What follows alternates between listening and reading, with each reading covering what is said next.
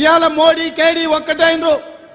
ప్రత్యక్షంగా కొట్లాడితే వాళ్ళకి సీట్లు రావని ఒకరికి ఒకడు సహకరించుకొని ఇవాళ బిడ్డ బెయిల్ కోసం మోడీతోని చీకటి ఒప్పందం చేసుకొని ఈరోజు రాష్ట్రంలో 5 సీట్లు మహబూబ్ నగర్, చేవెళ్ళ, మల్కాజ్గిరి, భువనగిరి, జైరాబాద్ సీట్లల్లో బీఆర్ఎస్ వాళ్ళు బీజేపీకి పని చేసేటట్టు చీకటి ఒప్పందం చేసుకున్నాడు.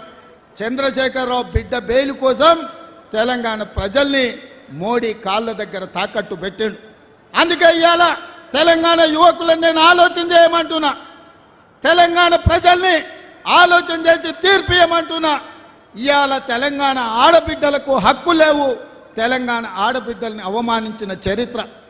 ఉమ్మడి రాష్ట్రాలలో తెలుగు మాట్లాడే వాళ్ళు 42 మంది ఎంపీలు ఉంటే నరేంద్ర మోడీ ఒక్క మంత్రి పదవి ఇచ్చాడు. గా బోడి గుజరాత్లో 26 మంది ఎంపీలు ఉంటే 7 పార్లమెంట్లు ఇచ్చాడు, 7 మంత్రులు ఇచ్చాడు.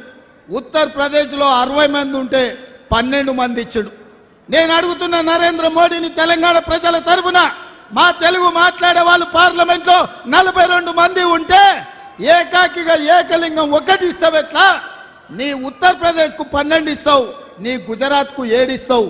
మీ అయ్యా జాగిరా ఈ దేశం అంటే అని నేను బీజేపీ వాళ్ళని నేను అడుగుతున్నా.